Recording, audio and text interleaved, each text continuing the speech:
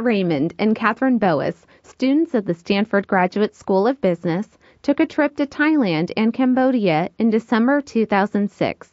The purpose? To study the interrelated issues of economic development, gender, human trafficking, and HIV/AIDS in Southeast Asia. The trip was offered as a service learning experience to MBA students by the Center for Social Innovation. In Thailand, they met with politician and social entrepreneur Machai Viravidya. They learned how his organization, Population and Community Development Association, better known as PDA, was focusing on poverty alleviation. PDA was providing villagers with access to loans free of the stringent collateral requirements of traditional banks. Viravidya's approach took microlending a step further. PDA's Director of Corporate Social Responsibility, Thanatat Pudasuwan, describes the program. There are 4 steps to the Barefoot MBA program. Step 1 is they are taught in a classroom-style discussion type of case studies about business fundamentals. The second step would be the illustration of how businesses are conducted or production process.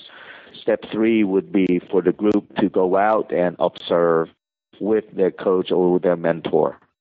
And then the 4th step is basically to take out a loan from the Village Development Bank or the microcredit fund that we provided at a low interest rate and actually go out and establish the business. Viravidya was hoping to strengthen PDA's classroom curriculum for his most advanced student entrepreneurs. Raymond and Boas decided to take up this challenge. They teamed up with business school lecturer Professor Rick Aubrey, president of Rubicon Programs, Inc., and a leading social entrepreneur in his own right. Aubrey served as their faculty advisor, providing coaching and support throughout the project. Over a period of 6 months, the 2 students developed a collection of lesson plans for entrepreneurs with limited education. Raymond describes the framework. Our curriculum teaches each lesson through a story. That story has 2 business people in the same situation. Person A does whatever the local status quo is, and person B in the same situation with the same business does one thing differently. And he does that different thing because he knows something. He understands the lesson.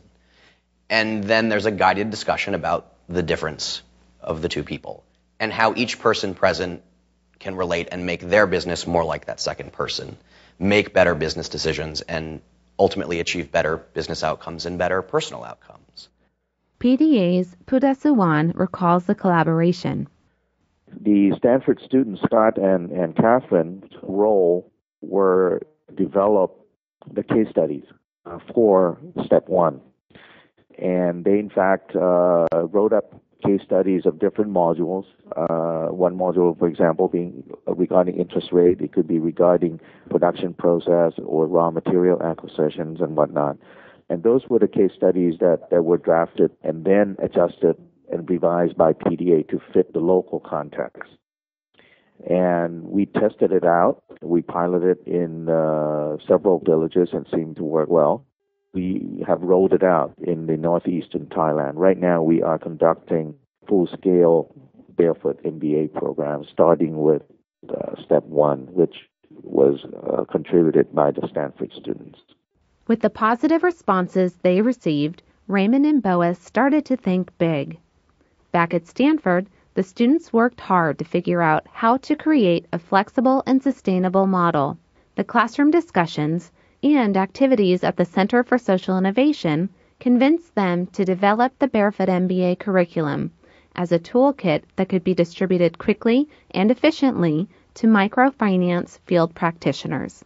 In January 2008, Raymond and Boas presented their work for PDA's Barefoot MBA program at the Schwab Foundation for Social Entrepreneurship's annual Social Enterprise Summit. Social entrepreneurs from several countries expressed interest. Since then, the lessons designed by Raymond and Boas, inspired by PDA's work and the programs of the Center for Social Innovation, have been adapted for use in Guatemala with agricultural and finished goods business owners. In Uganda, A forestry company has adapted the curriculum to the local needs and context. Organizations in India, Philippines, and closer to home in New York and the San Francisco Bay Area have expressed an interest in using the curriculum as well.